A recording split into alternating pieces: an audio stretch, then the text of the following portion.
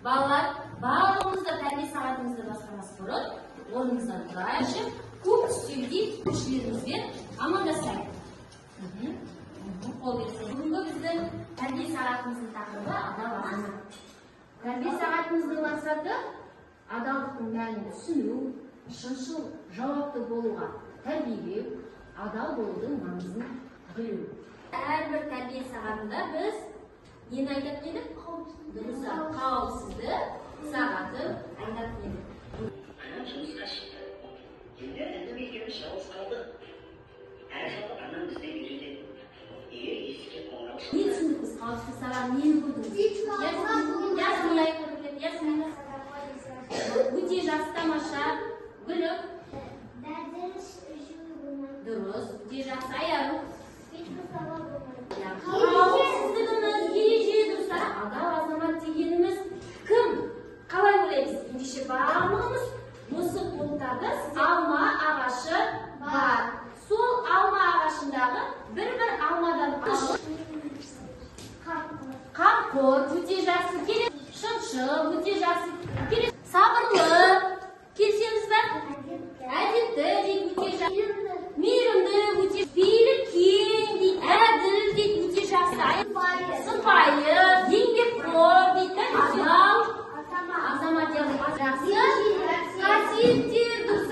Білеміз бе адал адам қандай болу керек? Мектепке келгенде сенің сыныптасың өз үй тапсырмасын сенен көшіріп алуды сұрады. Сен не істер едің? Жанеке? Сен екінші нұсқаны таңдап едің, яғни қандай? Тойдың тілауғыш, адал, көркем мінезді ұл болып өседі.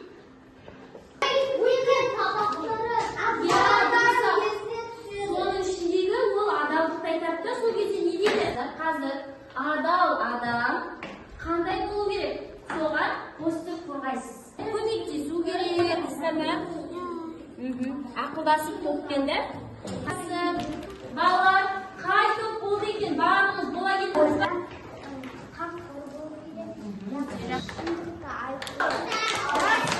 Еңбекқор болу керек дейді. Балалар, келсеміз бе екінші топпен? Жақсы, қолбастай. Жақсы. Әділ. Біреуге күлген тұрса, ол жақсы нәрсе ме? Жоқ. Жаман қасиеттер бар ма?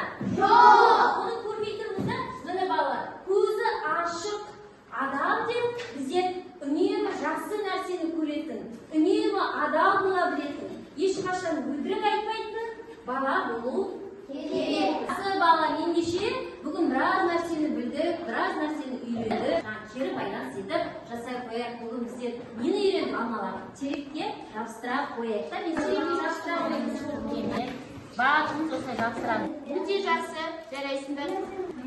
Әділ боламын дейді.